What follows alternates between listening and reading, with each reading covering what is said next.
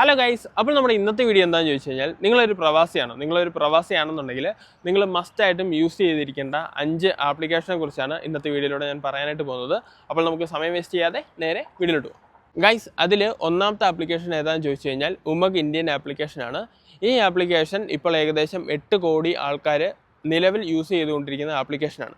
ഈ ആപ്ലിക്കേഷൻ്റെ പ്രത്യേകത എന്താണെന്ന് ചോദിച്ചാൽ സ്റ്റേറ്റ് ഗവൺമെൻറ്റും സെൻട്രൽ ഗവൺമെൻറ്റുമായിട്ടുള്ള പല സർവീസസ് നമുക്ക് ഈ ആപ്ലിക്കേഷനിലൂടെ ചെയ്യാനായിട്ട് സാധിക്കും. ഏകദേശം 2132 ഗവൺമെൻറ് സർവീസുകളാണ് ഈ ആപ്ലിക്കേഷനിലൂടെ അവർ പ്രൊവൈഡ് ചെയ്തിരിക്കുന്നത്.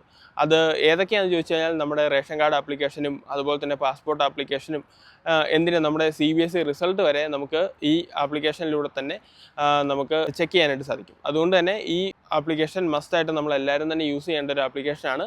ജസ്റ്റ് ഈ ആപ്ലിക്കേഷൻ ഒന്ന് ഡൗൺലോഡ് ചെയ്ത് ജസ്റ്റ് ഒന്ന് യൂസ് ചെയ്ത് നോക്കുക. രണ്ടെന്ന് പറയുന്നത് ഡിജി ലോക്കർ എന്ന് പറയുന്ന ആപ്ലിക്കേഷനാണ്. ഈ ഡിജി ലോക്കർ ആപ്ലിക്കേഷനെ കുറിച്ച് മിക്കവർക്കും തന്നെ അറിയാം, എന്നാലും അറിയാത്തവർക്ക് വേണ്ടിയിട്ട് പറയാം.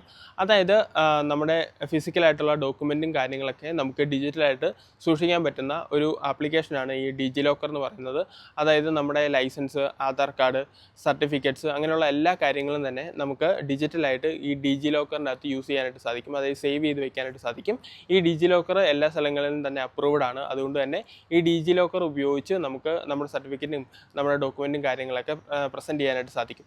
അതും നമ്മുടെ എല്ലാ സ്ഥലത്തും നമ്മുടെ ഫിസിക്കൽ ഡോക്യുമെൻറ്റും കാര്യങ്ങളൊക്കെ കൊണ്ടുപോകണമെന്നില്ല. അതിന് പകരം നമുക്ക് ഈ ഡിജി ലോക്കർ എന്ന് പറയുന്ന ആപ്ലിക്കേഷൻ യൂസ് ചെയ്തുകൊണ്ട് തന്നെ നമുക്ക് ഈ കാര്യങ്ങളെല്ലാം തന്നെ ആക്സസ് ചെയ്തെടുക്കാനായിട്ട് സാധിക്കും. മൂന്നാമത്തെ ആപ്ലിക്കേഷൻ ഏതാണെന്ന് ചോദിച്ചു കഴിഞ്ഞാൽ ഡിജി യാത്ര എന്ന് പറയുന്ന ആപ്ലിക്കേഷനാണ്.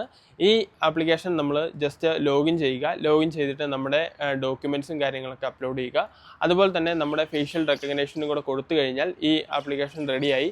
ഈ ആപ്ലിക്കേഷൻ്റെ ഏറ്റവും പ്രധാനപ്പെട്ട ഉപയോഗം എന്താണെന്ന് ചോദിച്ചു കഴിഞ്ഞാൽ നമ്മുടെ നാട്ടിലുള്ള എയർപോർട്ടിലും അതുപോലെ തന്നെ റെയിൽവേ സ്റ്റേഷനിലൊക്കെ നമ്മൾ പോകുമ്പോൾ അവിടെ എല്ലാ സ്ഥലത്തും തന്നെ സ്മാർട്ട് ഗേറ്റ് എന്ന് പറയുന്ന ഒരു ഓപ്ഷൻ ഉണ്ട്. സ്മാർട്ട് ഗേറ്റിലൂടെ നമുക്ക് ക്യൂ നിൽക്കാതെ തന്നെ നമുക്ക് എൻ്റർ ചെയ്യാനായിട്ട് സാധിക്കും.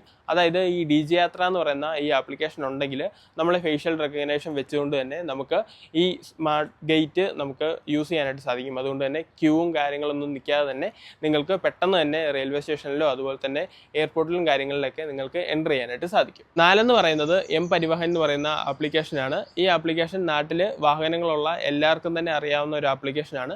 ഈ ആപ്ലിക്കേഷൻ്റെ പ്രത്യേകത എന്താണെന്ന് ചോദിച്ചു കഴിഞ്ഞാൽ നമ്മുടെ വണ്ടിയുടെ RC ബുക്ക്, നമ്മുടെ ലൈസൻസ്, നമ്മുടെ വണ്ടിയുടെ പൊല്യൂഷനും കാര്യങ്ങളെല്ലാം തന്നെ നമുക്ക് ഇതിൻ്റെ അകത്ത് ഡിജിറ്റലായിട്ട് തന്നെ സൂക്ഷിക്കാനായിട്ട് സാധിക്കും. എവിടെയെങ്കിലും പോകുമ്പോൾ ചെക്കിങ്ങോ കാര്യങ്ങളൊക്കെ വരുവാണെന്നുണ്ടെങ്കിൽ നമുക്ക് ഈ ആപ്ലിക്കേഷൻ ഉപയോഗിച്ച് ഇതിൻ്റെ അകത്തുള്ള ഡിജിറ്റൽ ഡോക്യുമെൻറ്റ് നമുക്ക് കാണിച്ചാൽ മതി, അത് വാലിഡാണ്.